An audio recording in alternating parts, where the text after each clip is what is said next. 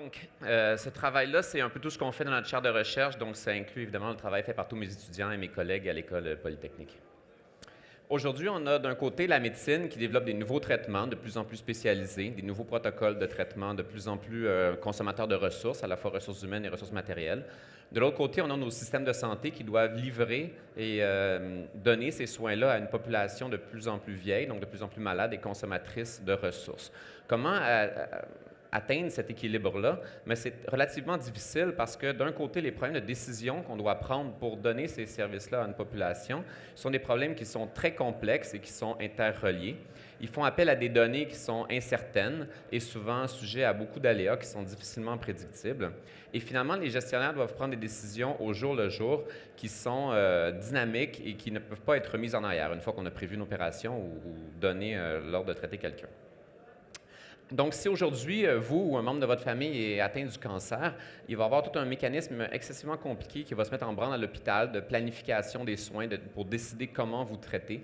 Ça va faire appel à des ressources humaines extrêmement spécialisées, donc des médecins, des oncologues, des radio-oncologues, des pharmaciens, des physiciens, des infirmières, des thérapeutes nucléaires et à beaucoup de ressources matérielles extrêmement dispendieuses comme des scanners 3D, des accélérateurs nucléaires, tout un ensemble de chimiothérapie et aussi des ordinateurs pour faire la planification de votre traitement de radiothérapie qui peuvent coûter jusqu'à 200 ou 300 000 $ par poste de traitement.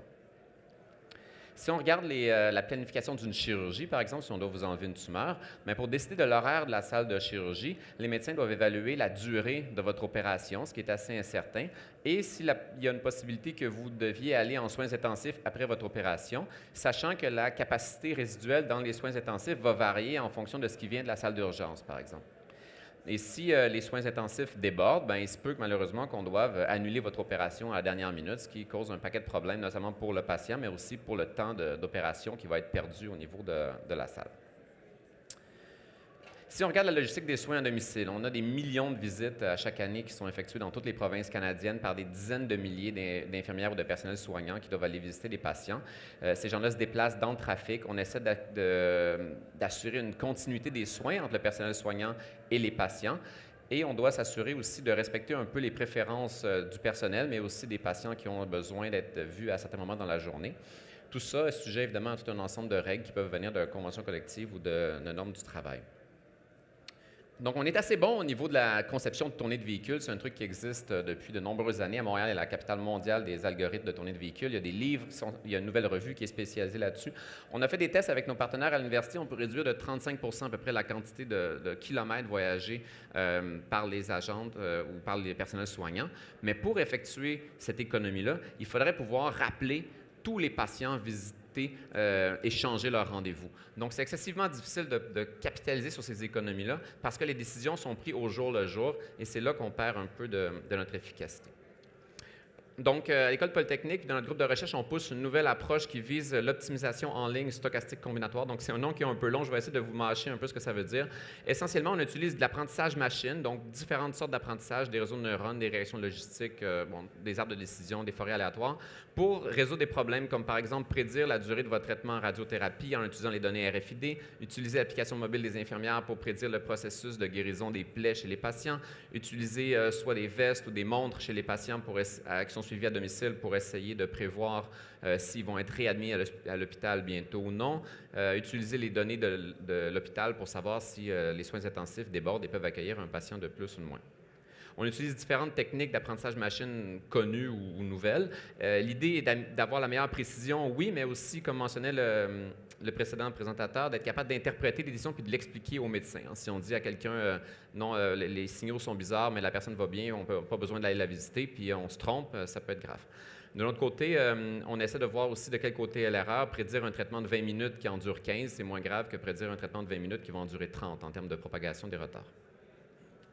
Ensuite, on doit résoudre un paquet de casse-tête qu'on voit comme des problèmes d'optimisation, d'établir l'horaire du bloc opératoire, décider par quel angle on va faire pénétrer la radiation dans le corps humain pour toucher la tumeur, mais épargner les organes sains qui sont autour.